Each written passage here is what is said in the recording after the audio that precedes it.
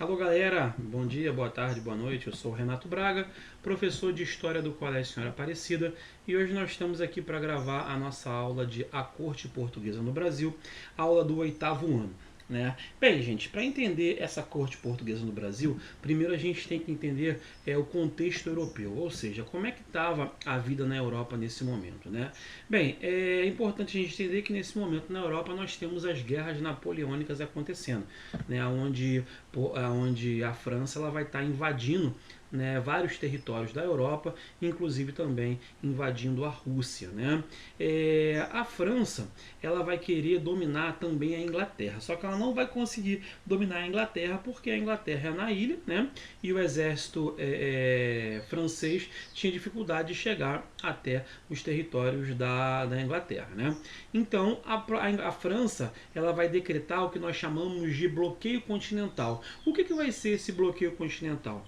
Esse bloqueio continental vai ser a proibição do comércio com a Inglaterra. Então, países nenhum da Europa poderiam fazer comércio com a Inglaterra, né? Porque o objetivo era enfraquecer a Inglaterra, que era a maior produtora de produtos industrializados do mundo nesse momento, né? Então, dessa maneira, através desse enfraquecimento, talvez aí o Napoleão Bonaparte conseguisse vencer a Inglaterra. Né? Bem, Portugal, que dependia muito da economia, né, economicamente da Inglaterra, ele não vai obedecer esse bloqueio, né, o bloqueio continental. Ele vai continuar fazendo comércio com a Inglaterra. Portugal continua fazendo comércio com a Inglaterra. Bem, e aí por esse motivo, né, essa desobediência de Portugal em relação à França, em relação à Inglaterra, a França ela vai dar início à invasão de Portugal pelo território da Espanha. Né? Ela vai invadir a Espanha e da Espanha ela vai em direção a Portugal. Né? Portugal, sabendo disso, vai juntar as suas coisas e vai fugir com a família real para o Brasil, mais especificamente para o Rio de Janeiro. Né? E essa fuga ela vai ser assessorada, né, através aí da Inglaterra. A Inglaterra ela vai escoltar os navios ingleses, vão escoltar os navios portugueses que vão trazer a família real aqui para o Brasil. Né? É também interessante falar para a gente entender que não foi só a família real que veio para o Brasil.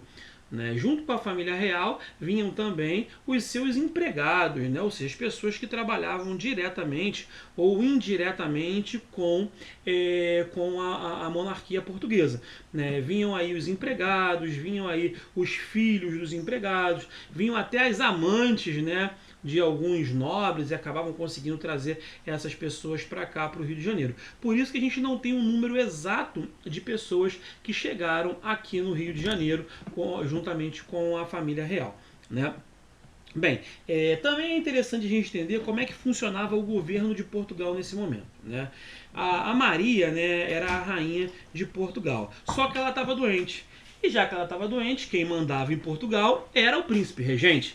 O príncipe regente mandava em Portugal e esse príncipe regente era Dom João VI. Né? Bem, quando eles embarcam para o Brasil, né, o destino deles é Rio de Janeiro. O principal objetivo deles era chegar no Rio de Janeiro. E essa viagem vai durar em torno aí de 57 dias. Né? E aí você vai ter vários problemas durante essa viagem, como por exemplo o racionamento de comida. Vai faltar comida. Né, porque não foi uma viagem às pressas, então você não tinha como fazer aí uma estimativa da quantidade de pessoas que iriam embarcar, da quantidade de comida que seria levada, então eles acabam passando aí por um racionamento de comida. E bastante interessante é o surto de piolho. Né? Acontece um surto de piolho e aí várias mulheres, né, da corte acabam raspando a cabeça e vão chegar aqui no Rio de Janeiro com a cabeça raspada. E aí as mulheres vão achar aqui no Rio de Janeiro que, por exemplo, as mulheres e os homens também, né, vão achar que a nova moda lá na Europa seriam as cabeças raspadas, né? E várias mulheres acabam raspando a cabeça também. Como se fosse uma moda lá da corte. Né? Então o destino era Rio de Janeiro, só que o navio do Dom João ele vai dar uma fugidinha da rota e vai parar lá em Salvador. Bem, quando chega lá em Salvador, vai ser justamente lá que o Brasil começa o seu processo de independência.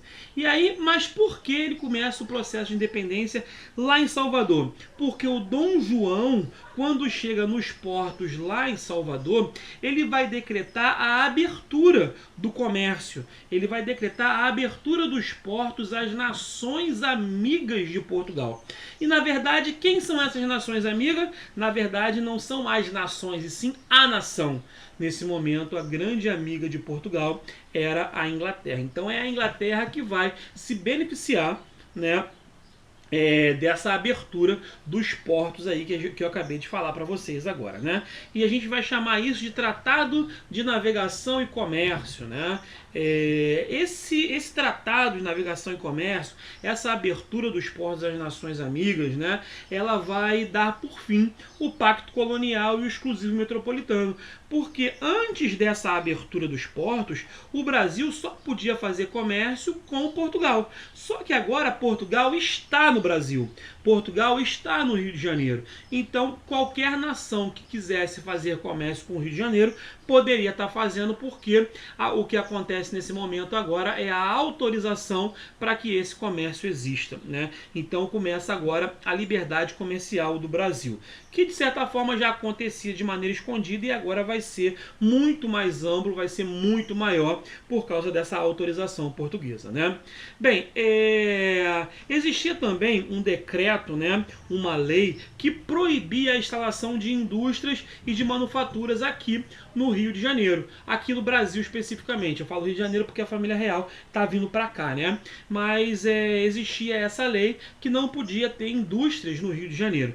E aí o que aconteceu? Essa lei ela vai ser revogada, porque agora não tem mais como fazer comércio diretamente com a Inglaterra, né? E pode-se também dar início à liberdade industrial dentro do território nacional. Então, essa autorização essa chegada da família real aqui no Brasil, ela de certa forma vai também dar uma liberdade industrial para que o Brasil comece a se industrializar, né? Isso também é bastante interessante, né? E justamente através da Inglaterra é que a família real vai chegar no Brasil, e a Inglaterra vai acabar tendo alguns conflitos com o Brasil, mas na verdade com Portugal, porque Portugal é que manda aqui no território nacional, né? Bem, dentro desses conflitos com a Inglaterra, é interessante a gente analisar esse Tratado de Navegação e Comércio, né? O que tinha dentro desse Tratado de Navegação e Comércio que acaba tirando um pouco da autoridade portuguesa dentro do território brasileiro, né? E eu botei para vocês aí aí em cima aí do outro lado da folha, né?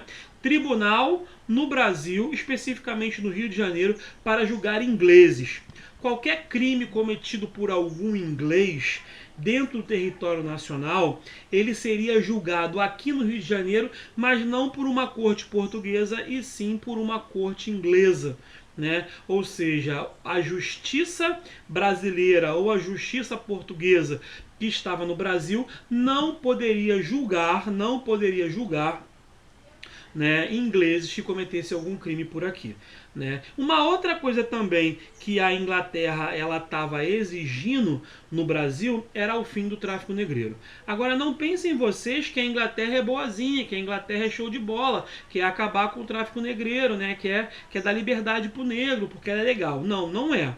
A intenção, né, da Inglaterra é ter mais pessoas assalariadas para poder comprar os seus produtos industrializados, visto que a Inglaterra é o maior país industrializado do mundo nesse momento, né? Então, negros escravos não têm salário, não são assalariados, então eles não podem comprar os produtos ingleses.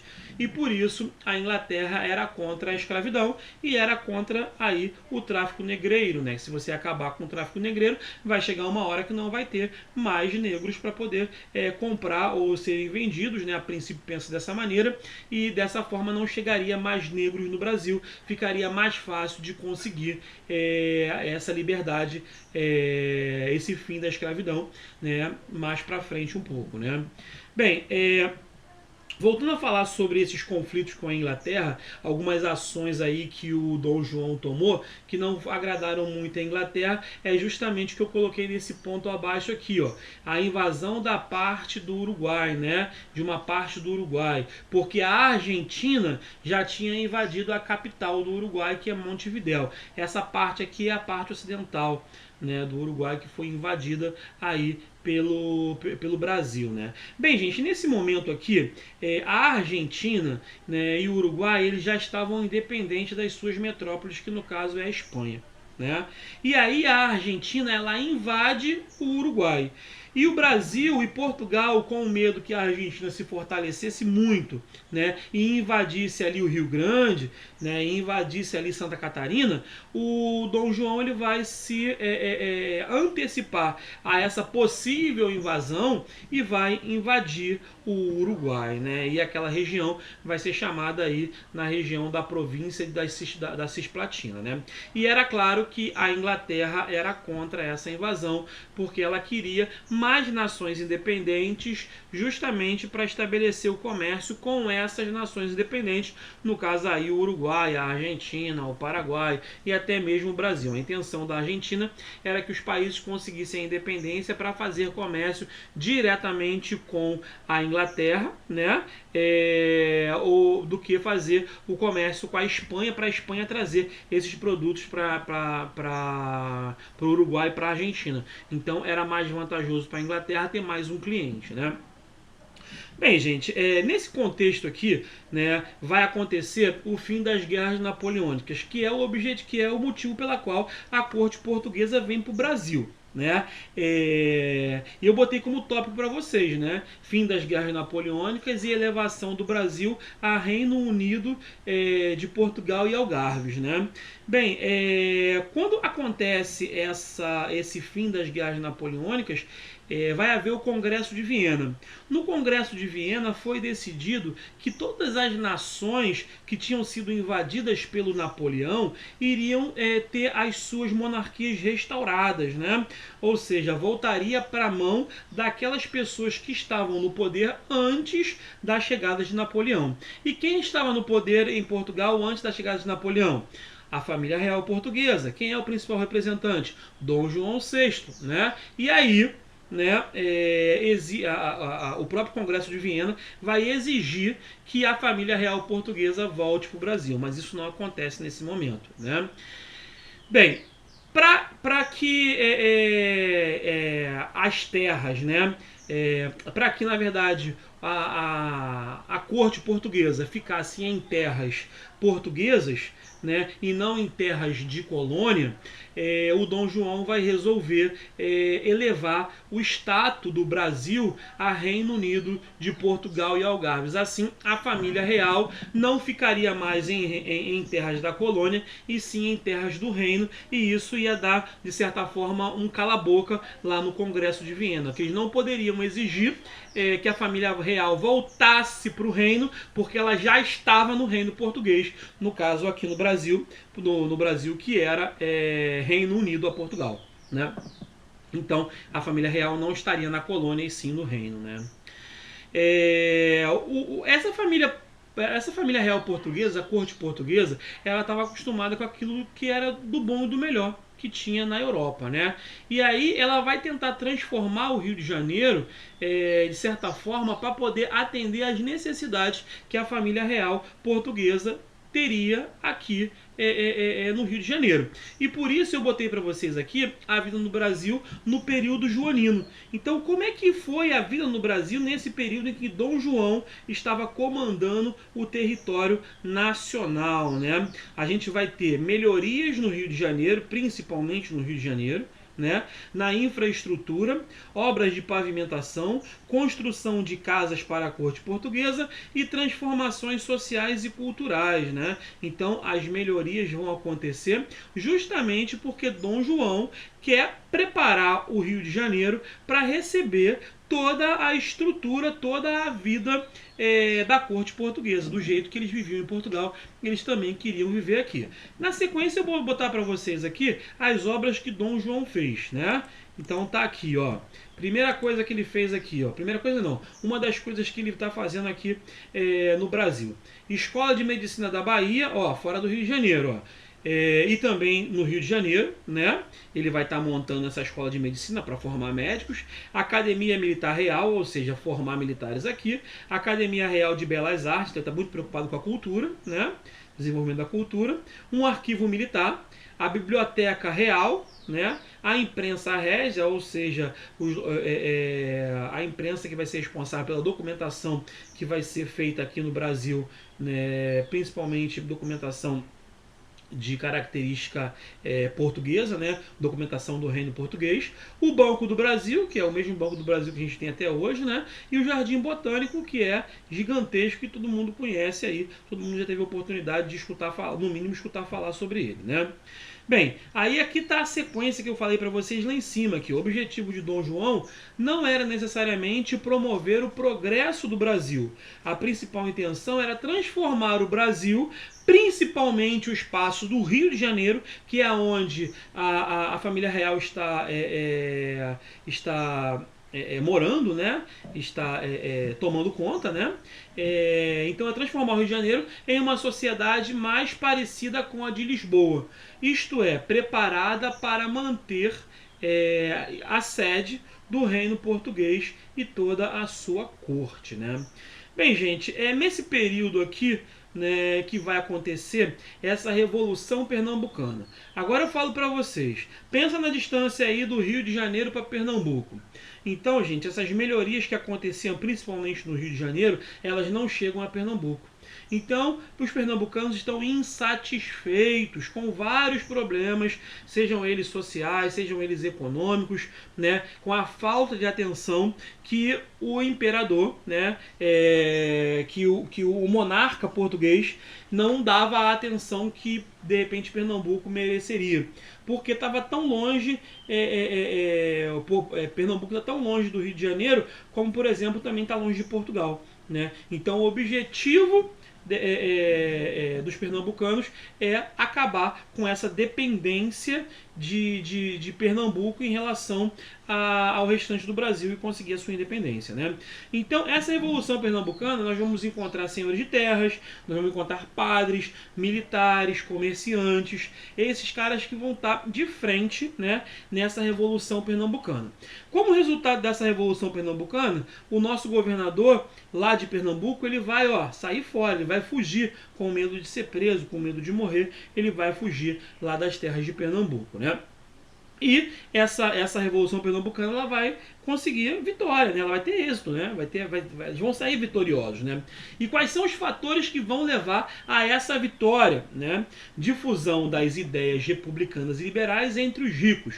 Ou seja, os ricos conheciam a República, conheciam as ideias liberais, porque alguns de seus filhos iam estudar fora de Pernambuco, e estudar na região da Europa, né, antes das guerras napoleônicas, e traziam essas ideias republicanas e essas ideias liberais lá da Europa. Então, eles conheciam essas ideias republicanas e esses ideais liberais. Os ricos conheciam, né?